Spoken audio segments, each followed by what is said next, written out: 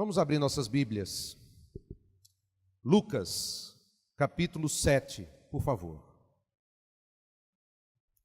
Lucas, capítulo 7. Domingo passado nós fizemos uma introdução sobre as parábolas do reino. Vimos o que é uma parábola e vimos o que significa o reino de Deus ou o reino do céu. E hoje eu quero meditar com os irmãos em Lucas, capítulo 7, de 36 a 50. É uma passagem muito interessante, muito bela, muito profunda, e que no meio desse evento que Lucas vai descrever, Jesus vai citar uma parábola, uma pequena parábola. E a parábola tem a ver com tudo que está ocorrendo ali ao redor de Jesus, de seus discípulos. E eu quero, nessa noite, meditar nesse texto. E eu vou pedir que você não feche sua Bíblia, mas mantenha sua Bíblia aberta. E se você tem uma caneta, você vai marcando e anotando as principais observações desse texto. E no final, faremos a aplicação desse texto. Lucas 7, a partir do verso 36, eu quero já introduzir, fazendo a leitura desse texto nos versos 36, o verso 37, a parte A. Observe, por favor. Certa vez, um dos fariseus convidou Jesus para comer com ele. Jesus, então, entrando na casa do fariseu, sentou-se à mesa. E havia uma mulher pecadora na cidade. Dê uma pausa aí. Aqui já vemos os personagens do texto. São três os principais personagens: Jesus, o fariseu chamado Simão e uma mulher, que é designada de uma mulher pecadora. Jesus aceita o convite para comer na casa desse fariseu. Nós não sabemos os motivos que levaram Simão a convidar o Senhor, mas certamente Simão ficou impressionado com a mensagem de Jesus, a ponto de chamá-lo para a sua casa e também convidar outras pessoas. No entanto, a mensagem de Jesus não impressionou apenas o fariseu, impressionou também uma mulher.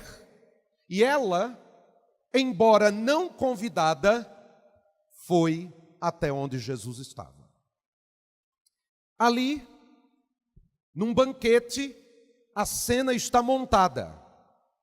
E aí eu quero que os irmãos, à medida que eu for clareando essa visão do texto, possam ir pensando em cada detalhe, porque cada detalhe aqui é importante. Como eu disse domingo passado, não adianta você ler o texto bíblico com o olhar de uma pessoa do século 21. Temos que mergulhar nesse mundo. O fariseu chama Jesus, recebe o Senhor, recebe os discípulos de Jesus, há outros convidados, e ao convidar Jesus a esse banquete, a esta ceia, há uma manifestação de apreço. As refeições para os judeus exigiam uma pureza ritual. Para o fariseu havia todo um ritual para poder comer. E assim já temos um destaque importante aqui. O fariseu estava em contato com outras pessoas que não eram fariseus. E por que isso é importante? Porque as regras de pureza, as restrições alimentares, eram o que separavam os fariseus do restante do povo. Todo o povo reconhecia um fariseu quando ele comia. Então o fariseu tinha regras alimentares, tinha regras de pureza, tinha rituais de purificação, e isso era um distintivo entre um fariseu e outras pessoas. Só que esse fariseu chama para dentro de sua casa não apenas amigos fariseus, mas chama também outras pessoas. Jesus não era fariseu, mas é também convidado. E segundo o que nós sabemos, Ao entrar nesse mundo de rituais, Jesus sabia o que estava sendo feito ali.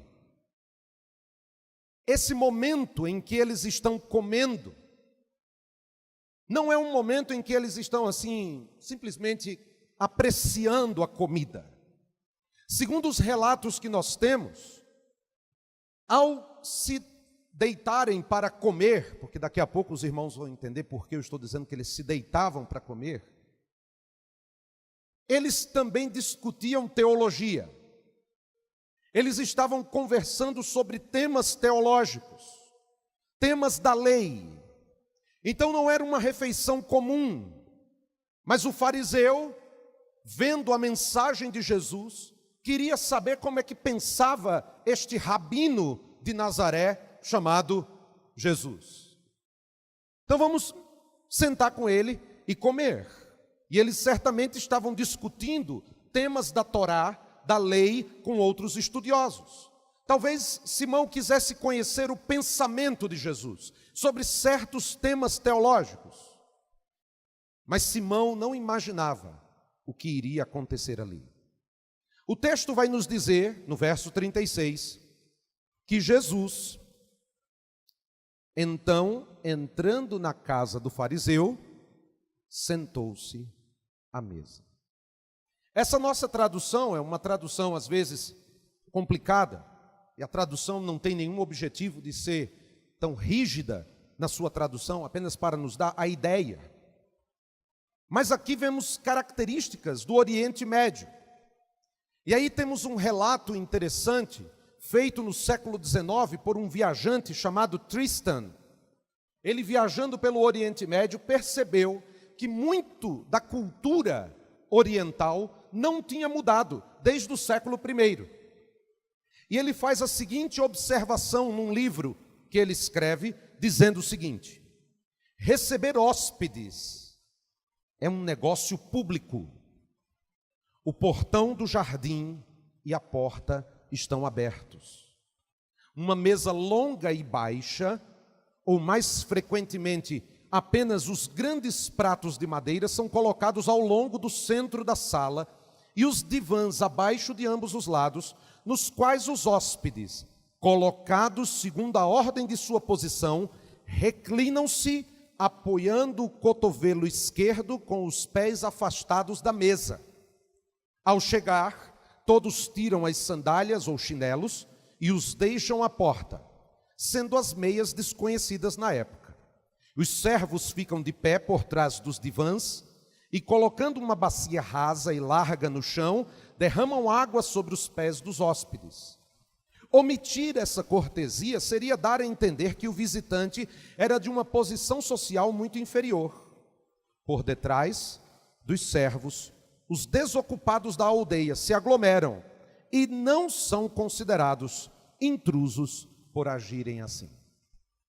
Então, esse relato do século XIX, deste viajante inglês, nos dá uma ideia, mais ou menos, do que Jesus encontrou na casa de Simão. Não existiam mesas como as nossas, altas, com cadeiras. As mesas eram baixas, com várias almofadas ao redor, e eles se apoiavam com o cotovelo esquerdo e comiam com a mão direita. Não tinha pratos. Por que não come com a mão esquerda? Porque a mão esquerda é impura. A mão esquerda é para as suas necessidades fisiológicas. A mão direita é para comer. Então eles estão deitados, com os pés afastados da mesa, e comendo e discutindo teologia. Essa é a visão. Fica mais claro agora, né? Muito bem. Essas observações clareiam a nossa mente. E a mulher teve acesso à casa, porque alguém poderia ler esse texto e dizer assim: mas como é que essa mulher entrou? Porque o portão e a porta da casa ficavam abertos. Porque os desocupados da aldeia ficavam entrando e saindo da casa. Então não havia barreiras para que a mulher entrasse e visse Jesus comendo e ouvisse o que ele estava dizendo.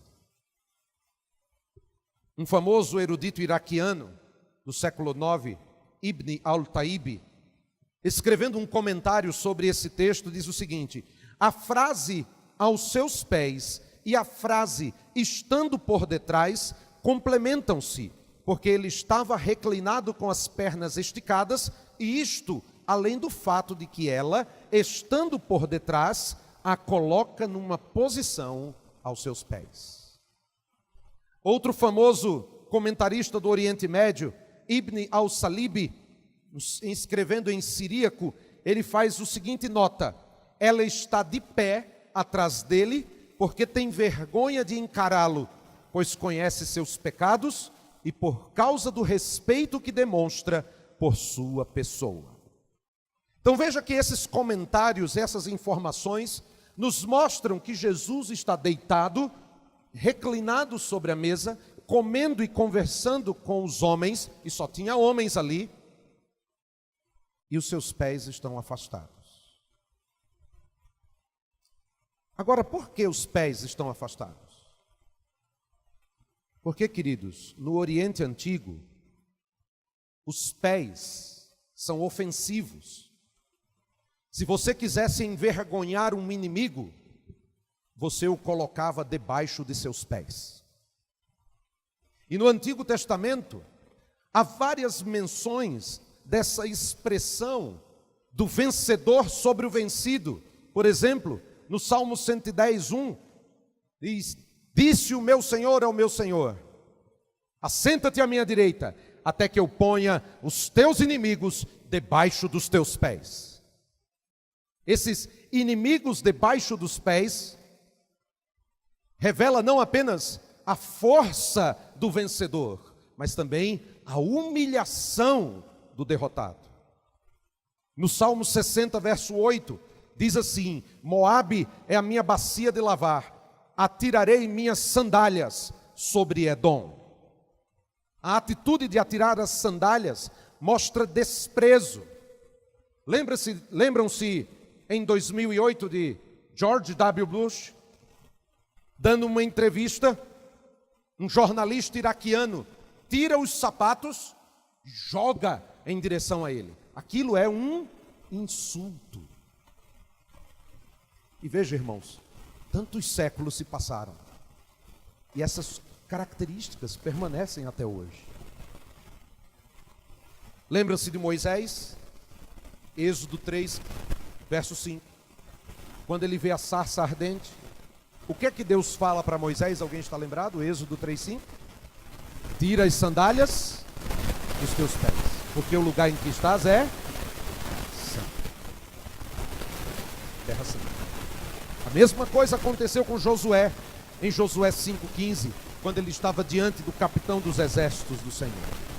João Batista disse às pessoas, quando perguntaram: você é o Messias? Ele disse: não, eu não sou o Messias. E João vai dizer: eu vos batizo com água, mas vem aquele que é mais poderoso do que eu, de quem eu não sou digno de desatar a correia das sandálias. Ou seja, João estava dizendo que era totalmente indigno da presença de Jesus. Então esse detalhe que aparece no texto, falando dos pés, é muito interessante. E a cena é muito clara. Jesus é um rabino, é sábio. Ele foi convidado para um jantar com intelectuais. E ali ele está no banquete.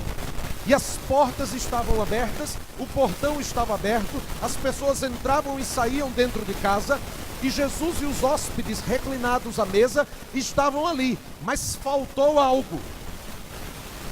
Faltou algo. Simão não lavou os pés de Jesus, não ungiu e nem o beijou. E fica evidente pelo texto que Simão violou esses costumes comuns de hospitalidade, e Jesus mais à frente vai trazer a memória. Mas veja os versos 37 e 38. Olha o que diz: e havia uma mulher pecadora na cidade.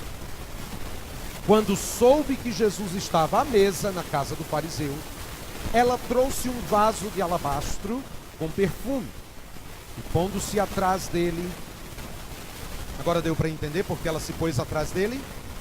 Porque como é que está Jesus? Deitado, com as pernas para trás, pondo-se atrás dele e chorando aos seus pés.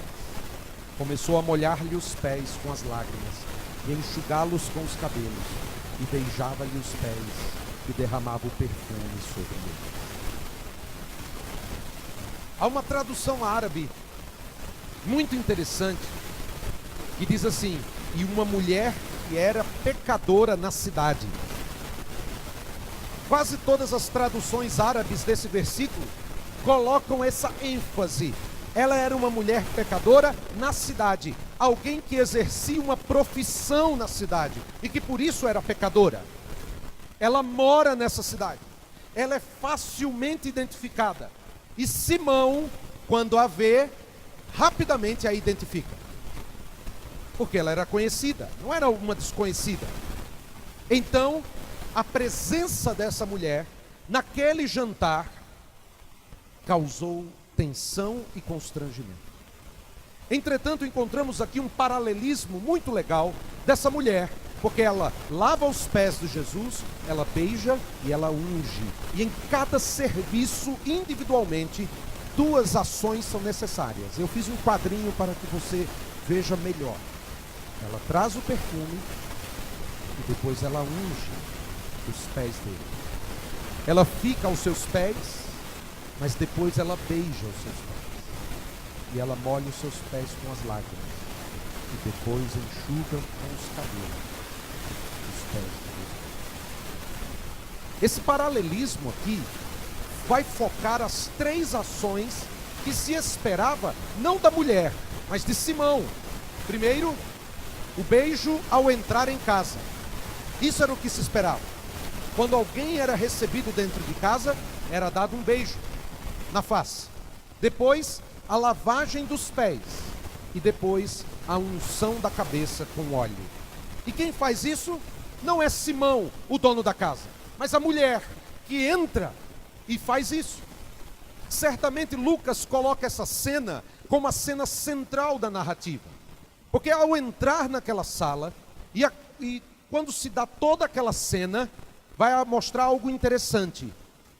Os presentes dela são presentes de devoção. Essa mulher unge os pés de Jesus com algo intencional. Ela vinha com essa intenção: derramar aos pés de Jesus o alabastro com perfume. Foi um ato intencional dela. Mas lavar os pés não foi algo premeditado. Tanto é que ela teve que usar os cabelos para enxugar os pés de Jesus. E enquanto essa mulher expressa sua mais alta consideração por Jesus, Simão, o dono da casa, não oferece nenhum tipo de cortesia para o mestre. Jesus foi recebido por Simão como mestre, como rabino, mas ele não recebe a hospitalidade que era obrigatória. E há um detalhe importante aqui sobre o perfume. Porque essa mulher leva o perfume. E naquela época, as mulheres carregavam o frasco de alabastro pendurado no pescoço. E era usado tanto para se perfumar, como também para o hálito. Só que como ela é conhecida na cidade, como ela é pecadora, dá para imaginar porque ela tem um vaso pendurado no seu pescoço. Porque ela é uma prostituta. E ela usa esse perfume para atrair os homens para a sua profissão. No entanto, ela se coloca aos pés de Jesus não como uma prostituta, mas num profundo arrependimento. A intenção é derramá-lo aos pés de Jesus, sabe por quê? Porque ela não vai precisar mais usar esse perfume. Que coisa linda! Ela agora lança aos pés de Jesus, porque agora ela não vai precisar mais disso. Um outro detalhe interessante é que ela ungiu os pés de Jesus, não a cabeça. Um profeta podia ungir um rei. Samuel fez isso com Saul e com Davi. Mas uma pecadora ungir um mestre seria de uma presunção tremenda. No entanto, ao derramar aquele perfume aos pés de Jesus, ela mostra gratidão. É uma ação deliberada diante do insulto de Simão, porque Simão deveria ter beijado a Jesus, deveria ter lavado os seus pés e deveria ter ungido o Senhor e dizer: você é bem-vindo em minha casa. Simão não faz isso, mas a mulher tem amor, consideração e respeito pela pessoa de Jesus. E vale salientar ainda mais um detalhe. Ela enxugou os pés de Jesus com os cabelos. As irmãs, quase na sua grande maioria, usam os cabelos soltos. Segundo as tradições judaicas, somente o marido poderia ver a mulher com os cabelos soltos. Uma mulher que soltasse seus cabelos diante de outro homem, o marido podia pedir divórcio. Era assim que o Talmud dizia. Em alguns lugares do mundo islâmico, onde o conservadorismo é acentuado, cabeleireiros masculinos não podem cortar o cabelo das mulheres. É proibido. E para o Talmud judaico, desatar os cabelos era um gesto de ternura que somente o marido podia ver. Se uma mulher descobrisse os seios ou desatasse os cabelos, ela era considerada imoral. Agora, pense comigo. Imagine a cena. Ela está chorando aos pés de Jesus e ela desata o cabelo. Eu fico perguntando, como é que os homens viram isso? Deu para sentir agora? Às vezes a gente lê e não vê direito assim, com calma. Mas aquilo deve ter dado um choque em todos. Para Simão, o tratamento frio e desrespeitoso ao jovem rabi não estava saindo conforme o planejado. Ele certamente fez isso de forma deliberada. Ele se recusou a receber aquele hóspede com hospitalidade. Agora vamos prosseguir no texto. Versos 39 e 40. Mas ao ver isso, o fariseu que o convidara disse consigo mesmo. Veja, ele não falou isso para ninguém. Ele disse consigo mesmo: se este homem fosse profeta, saberia quem o está tocando e que espécie de mulher ela é, pois é uma pecadora. Mas respondendo, Jesus lhe disse: Simão, tenho uma coisa a dizer-te. Ele respondeu: dize-a, mestre. Simão vai fazer duas críticas mordazes. A primeira, ele vai criticar a validade espiritual do jovem rabi como profeta. Se este fosse profeta, saberia quem está tocando nele. Então ele critica Jesus. Ele duvida que Jesus de fato seja um profeta, ou pelo menos aquele que vinha em nome de Deus. A segunda crítica dele é quanto ao estado espiritual daquela mulher. Ela é pecadora. Então nós vemos aqui quais intenções de Simão ao convidar Jesus para a sua casa. Era testar a reivindicação de Jesus como profeta. Porque Jesus está pregando, Jesus está curando, Jesus está fazendo sinais e prodígios, e Simão convida Jesus para dizer: vamos ver se de fato este é o profeta prometido.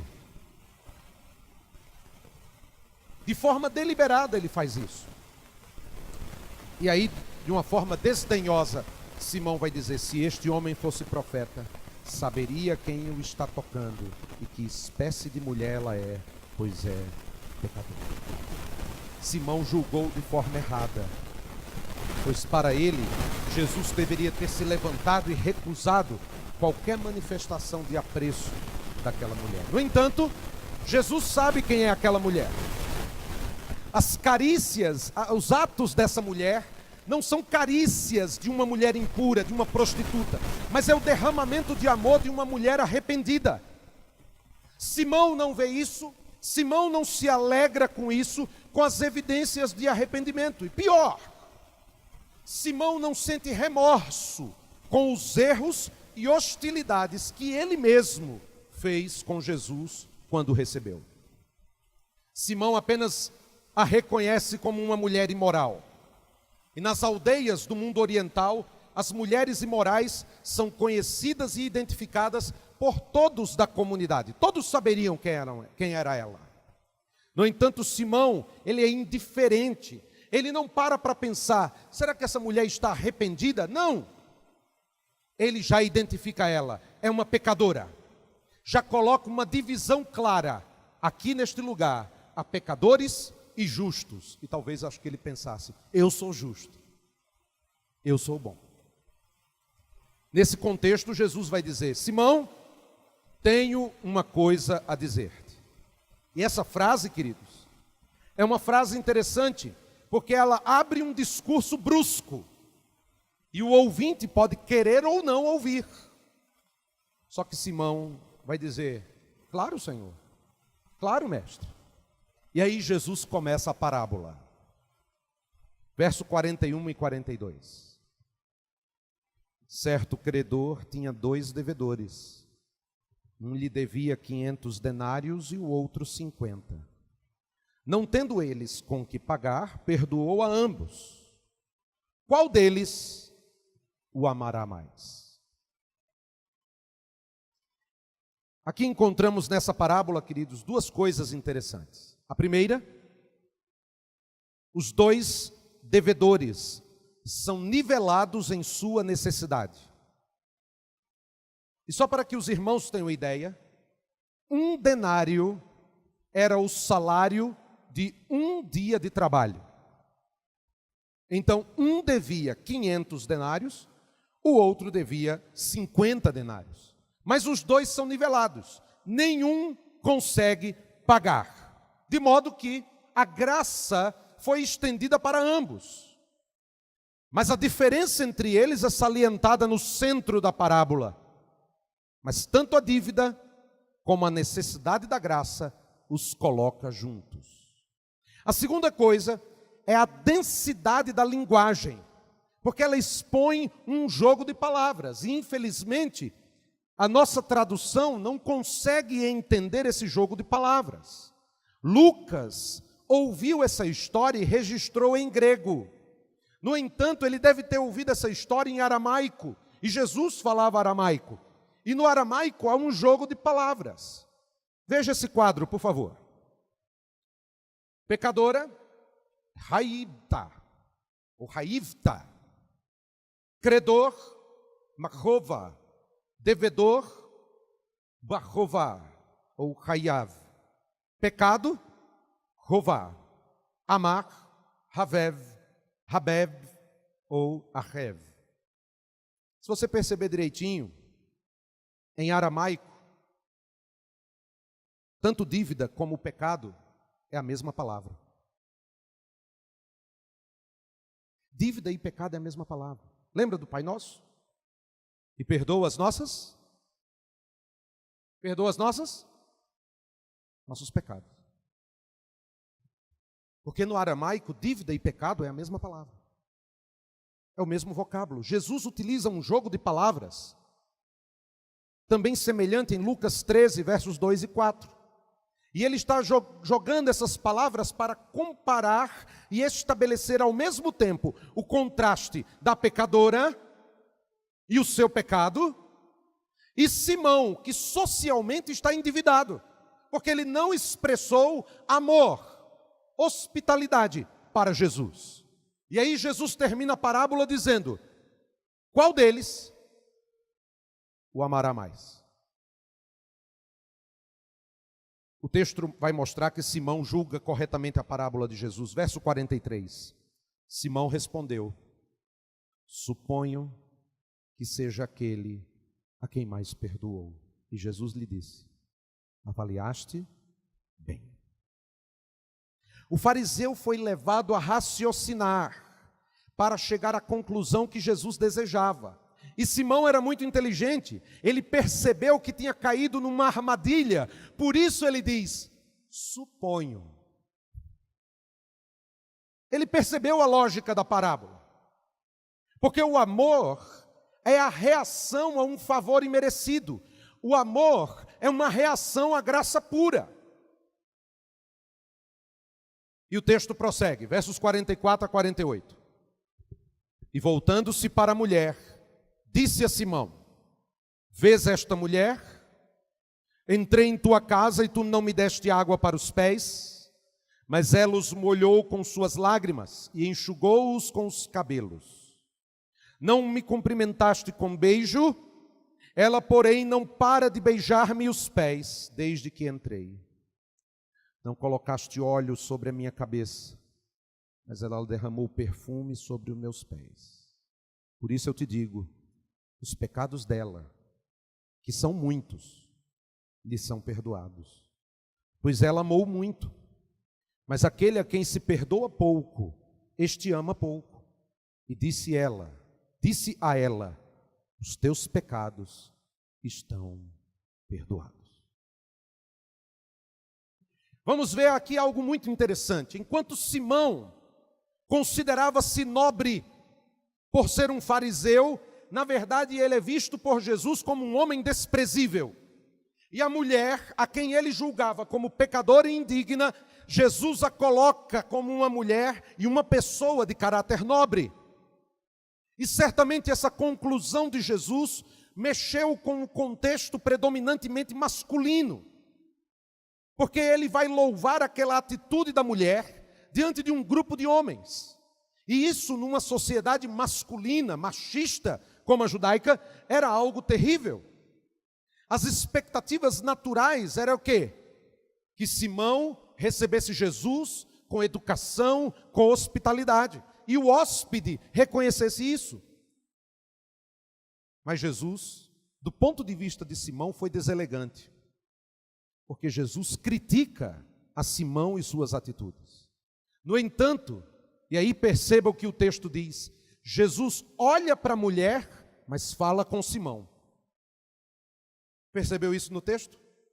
O texto diz que ele olha para a mulher, mas ele está falando aqui com Simão. Ele elogia a mulher, a bondade e o valor daquela mulher. E enquanto Simão havia se concentrado em juntar evidências para um julgamento negativo de Jesus, o Senhor começa com uma pergunta: vês esta mulher?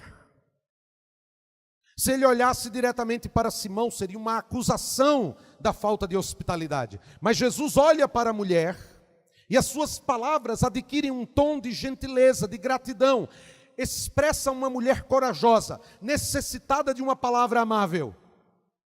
E em 3 atos claros, aquela mulher demonstrou ser superior em relação a Simão, porque Jesus vai expor os fatos. Jesus vai dizer: entrei em tua casa e tu não me deste água para os pés, mas ela os molhou com suas lágrimas e enxugou com os cabelos. Não me cumprimentaste com beijo, ela, porém, não para de beijar-me os pés desde que entrei.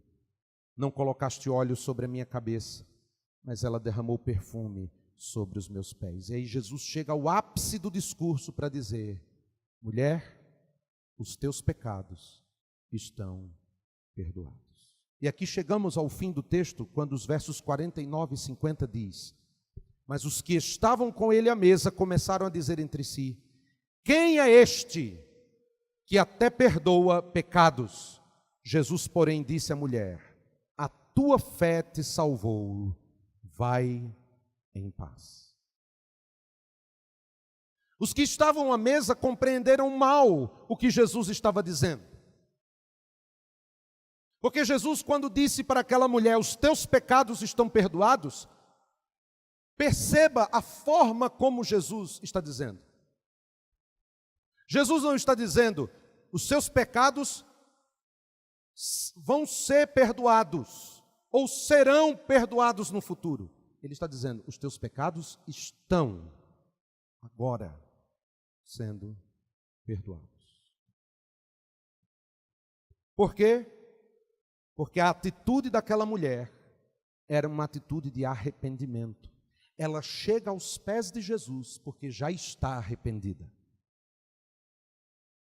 E vale salientar o verso 47, e eu quero salientar um pouquinho esse versículo. Por isso te digo, os pecados dela, que são muitos, lhe são perdoados, pois ela amou muito, mas aquele a quem se perdoa pouco, este ama pouco. Talvez tenhamos aqui algumas traduções que traduzem assim: por isso te digo, perdoados lhe são os seus muitos pecados, porque ela muito amou, mas aquele a quem pouco se perdoa, pouco ama. Alguém tem essa tradução aqui? Essa é uma tradução comum, muito comum na língua portuguesa, mas não é a melhor tradução. Porque ela foi perdoada. E ela não foi perdoada porque amou muito. Porque se ela fosse perdoada porque amou muito, o mérito era dela, não de Cristo. Jesus está ligando a ação dela àquela pessoa que devia muito. De modo que Jesus fala aqui o resultado da parábola. Ou seja, aquela mulher não é apenas uma pecadora impura, mas é uma mulher perdoada, porque ela reconhece a extensão de sua vida má. E ao conhecer um pouco da graça de Deus, ela se derrama aos pés do Senhor em gratidão. A tradução melhor é essa que temos aí na Almeida século 21. Os pecados dela, que são muitos, lhe são perdoados. Foi isso que motivou a ação dessa mulher. Essa mulher foi aos pés de Jesus, porque ao ouvir falar de Jesus, e eu fico imaginando que ela entrou na casa e certamente ouviu um pouco da discussão de Jesus com aqueles homens. Ela foi tocada de tal maneira que ela se rende aos pés de Cristo. Simão, no entanto, recusou aceitar o perdão, o arrependimento daquela mulher e decidiu rejeitá-la como pecadora. Assim, o texto nos mostra um quadro muito interessante, com dois pecadores. Um peca sem lei e o outro peca dentro da lei. A mulher aceitou o perdão para os seus muitos pecados. E qual a reação dela? Ela reage com amor. Já Simão não tem consciência verdadeira de sua natureza má, ele se considera uma pessoa de poucas dívidas espirituais e ele rejeita a graça. Outra coisa que vemos aqui é que a repreensão feita a Simão é atordoante. O grande pecador que não se arrependeu é Simão, não é a mulher. Jesus não apenas leu o coração da mulher. Quando aquela mulher toca em Jesus, quando ela chora aos pés de Jesus, quando ela enxuga os pés de Jesus, quando ela derrama o perfume, Jesus está vendo o coração daquela mulher. E Jesus sabe, essa mulher está arrependida. Mas Jesus também leu o coração de Simão. E Simão se coloca como juiz, mas no final torna-se réu. A história começa com Jesus sendo examinado. E de repente a mesa vira, e quem agora está sendo examinado é Simão. Por isso os convidados ficaram admirados com a afirmação de Jesus no final. Quem é este que perdoa pecados? Há um detalhe interessante que aparece apenas na tradução árabe e na tradução siríaca, e diz o seguinte: mas os que estavam assentados na mesa começaram a dizer entre si: quem é este que também perdoa pecados? O grifo ali eu coloquei de propósito.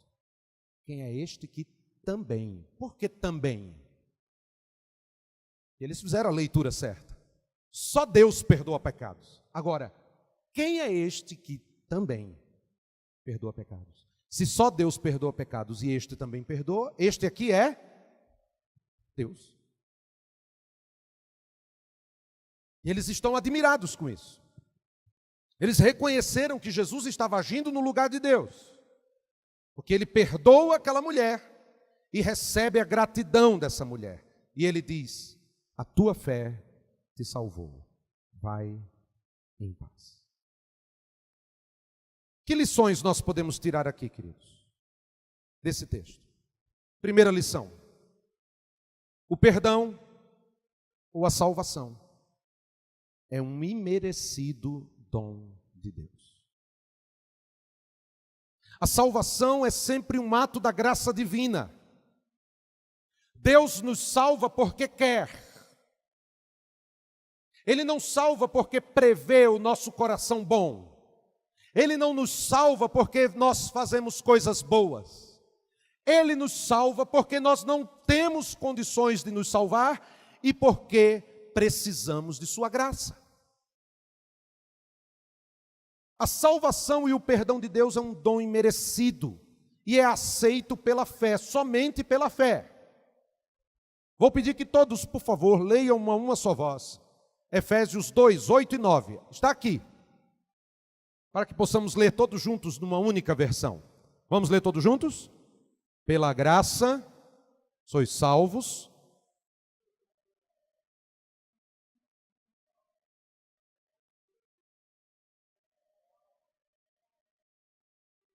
Tem muita gente que gostaria de tirar esse versículo da Bíblia. Pela graça sois salvos. Não é pelos seus méritos. Não é o seu nome. Não é o título que você pode conseguir na vida. Não é o dinheiro. Absolutamente nada. É graça. Graça de Deus. Por meio da fé. É Deus quem concede fé. É Ele quem salva. A obra de perdão e salvação tem início, meio e fim. Em Deus, exclusivamente para a sua glória. E é isso que jamais podemos perder de vista. Ele nos salva porque quer, Ele nos mantém salvos porque quer, e Ele termina a sua obra nos salvando definitivamente porque quer, porque dele, por Ele e para Ele são todas as coisas. A glória é somente dele. Segunda coisa, a salvação pela fé imediatamente desencadeia ações de amor. Por que a mulher fez o que fez, correndo o risco de ser maltratada e vilipendiada? Porque ela tinha sido alcançada pela graça de Deus. E de uma forma totalmente grata ao Senhor, ela se derrama aos pés de Cristo. Ela expressa uma gratidão plena, desejando apenas adorar o Salvador. E que tristeza, irmãos, é pensar que muitos crentes são incapazes de demonstrar ações de amor ao Salvador e ao Senhor de suas vidas. É triste pensar que muitos crentes, sendo um dia alcançados pela graça, com o passar do tempo vão deixando para trás o primeiro amor e se envolvendo tanto com o mundo, que esquecem de ações de amor voltadas ao Senhor de suas vidas. O exemplo dessa mulher deveria colocar em nós uma inquietação santa. O nosso Senhor e Salvador merece até a última gota de sangue do meu corpo. O meu Senhor e Salvador merece até o último momento de fôlego de minha vida. Porque Ele me tirou das trevas e me colocou na luz. Me tirou do inferno e me colocou no céu. Me salvou e me resgatou, sendo eu totalmente indigno. De modo que tudo que eu venha fazer por Ele e para Ele deve ser uma expressão de amor devotado exclusivamente a Cristo Jesus. Nós deveríamos repensar nosso estilo de vida como cristãos. Porque para o cristão, Jesus Cristo vem em primeiro lugar sempre. Não é só no domingo, é sempre.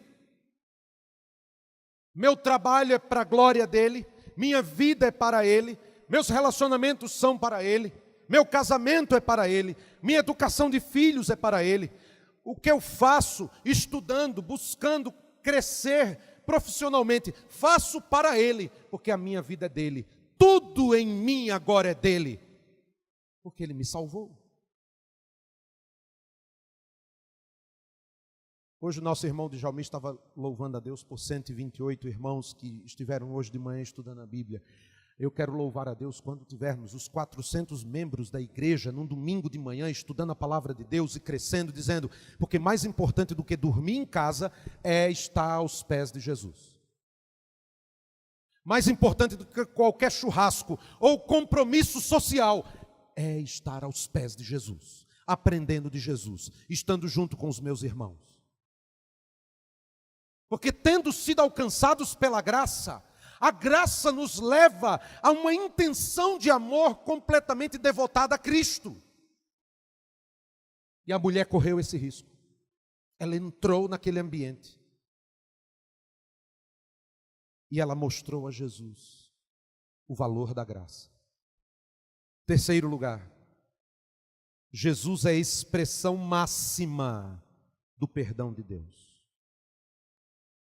Você quer saber qual é o tamanho do perdão de Deus? Ele foi revelado na cruz do Calvário.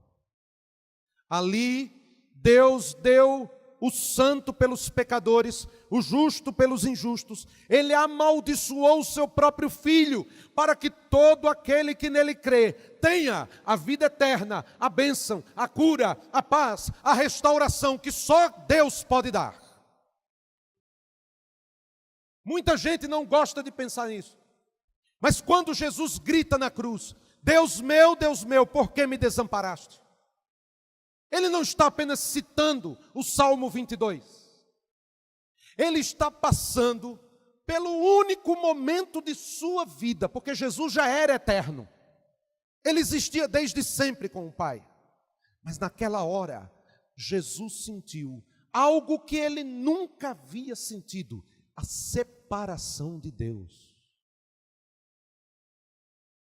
Ali na cruz, Jesus sentiu o que nunca havia sentido: o derramar da ira de Deus sobre o pecado, porque Jesus levou sobre si o nosso pecado. E Deus foi capaz de dar o seu Filho Santo por pecadores como nós. Quarta lição. Há dois tipos de pecadores no texto e dois tipos de pecados. Os dois pecadores são Simão e a mulher. Simão peca dentro da lei, a mulher peca fora da lei. Os pecadores, como a mulher, muitas vezes sabem e se reconhecem como pecadores. Mas os pecadores, como Simão, muitas vezes não se reconhecem como pecadores. É por isso que muitos se acham justos, entre aspas. E esses justos dificilmente se arrependem dos seus pecados. É por isso que muitos, quando ouvem a mensagem do Evangelho, dizem: mas espera lá, eu sou bom. Eu não roubo, eu não mato, eu pago os meus impostos, sou obediente ao meu pai, à minha mãe. Eu não sou o Papa Francisco, não sou Madre Teresa de Calcutá, mas também não sou Osama Bin Laden. Não sou do Estado Islâmico. Mediano assim, ó. Eu consigo passar pela média. E é por isso que quando falamos de pecado, as pessoas que se acham justas demais, elas não aceitam a mensagem da graça. Simão representa essas pessoas. Talvez você seja como Simão, domingo após domingo, vem aqui na igreja e se acha justo. Domingo após domingo você vem na igreja e diz: eu não preciso me arrepender. Domingo após domingo você escuta falar sobre a graça de Deus, mas você diz: não preciso tanto da graça. Mas quem sabe aqui tenhamos pessoas que chegaram hoje aqui em frangalhos, que chegaram aqui com o coração destruído, que chegaram aqui reconhecendo: eu sou pecador e acho que Deus jamais vai me perdoar. E aí o Senhor nessa noite te chama ao arrependimento. Pois a salvação, queridos, é conquistada quando nos fiamos na justiça de outra pessoa. E a justiça dessa outra pessoa é a justiça de Jesus Cristo. Por isso o apóstolo Paulo, escrevendo aos Filipenses, ele vai dizer: e ser achado nele. Quem é esse nele? Jesus. Não tendo por minha a justiça que procede da lei, mas sim a que procede da fé em Cristo, a saber, a justiça que vem de Deus pela fé. Por isso Jesus Cristo não veio chamar justos, mas pecadores ao arrependimento. Porque se você acha que não precisa se arrepender dos seus pecados, é porque aos seus olhos você se acha justo demais e rejeita a graça de Cristo. Só que você está na posição de Simão. Bem-aventurados aqueles que choram pelos seus pecados e aos pés de Cristo se derramam, esses encontrarão graça. Bem-aventurados aqueles que não confiam na sua própria justiça, mas lançam seu olhar e sua expectativa na justiça de outro, Jesus Cristo. Serão esses que não apenas receberão a graça, mas a fé para crer. E finalmente, em uma confrontação com Jesus, as opções são duas apenas: fé ou ofensa. Aprendamos uma coisa, amados: em Cristo não há meio termo. Todos que tentam trilhar o caminho com Jesus em cima do muro vão se dar mal. Só há dois caminhos, o estreito e o largo. Só há duas portas, a estreita e a larga. Só há duas eternidades, o céu ou o inferno. Não há meio termo. E com Jesus, ou você crê nele, ou você o ofende. Com Jesus, ou você o ama, ou você o odeia. Não há esse negócio de, eu amo Jesus mais ou menos. Não. Para Simão, Jesus é um jovem rude. E lembre-se, Jesus tem seus 30 e poucos anos. Quem sabe Simão era mais velho, fariseu, um homem que se achava talvez até melhor do que Jesus. Jesus é rude, insulta o seu hospedeiro, não demonstra gratidão pela refeição preparada em sua honra. Ele presume-se estar no lugar de Deus. Ele presume-se ser o único agente do perdão de Deus. Simão se ofende com Jesus. Mas a mulher não. A mulher, ela crê. Ela crê que Jesus é o único que pode dar perdão, restauração, transformação. Há uma devoção humilde naquela mulher. Ela derrama todo o perfume como se dizendo: eu não vou precisar mais desse perfume para atrair homens. Eu agora estou perdoada. Qual o significado do amor de Deus, irmãos? Graça, graça e pura graça. Qual o significado do perdão de Deus? Graça, graça e pura graça. E olha que coisa interessante. Jesus foi acusado pelos fariseus de ser amigo dos pecadores. Só que Jesus também se preocupou com aqueles que se achavam justos. Foi por isso que Jesus aceitou o convite de Simão. Foi por isso que Jesus disse: eu vou na tua casa, Simão. Porque você se acha justo demais, mas eu também quero te salvar. Que pena, Simão endureceu seu coração e foi duramente repreendido por Jesus. E nessa noite, o Senhor quer salvar todo aquele que nele crê. Talvez você chegou aqui hoje cansado da vida, cansado do pecado, cansado de uma existência que não leva a lugar algum, sem propósito, hoje o Senhor tem perdão para lhe dar. Ele tem cura para lhe dar. Ele tem graça para lhe dar. E o que se espera é que você se derrame aos pés de Cristo. Talvez você veio hoje aqui dizendo: eu confio em mim, eu sou bom, eu confio na minha autossuficiência, na minha justiça própria. Mas ao ouvir a mensagem de hoje, o Espírito Santo talvez esteja dizendo para você: arrependa-se e creia no Evangelho, porque você não é melhor do que aquela prostituta lá nas Nações Unidas.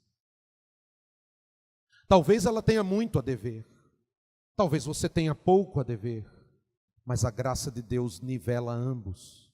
Não importa quem deve muito ou quem deve pouco, diante da graça, todos estão nivelados. Você precisa se arrepender. Arrependa-se. Arrependa-se. Chore aos pés de Jesus e deixe Ele transformar sua vida.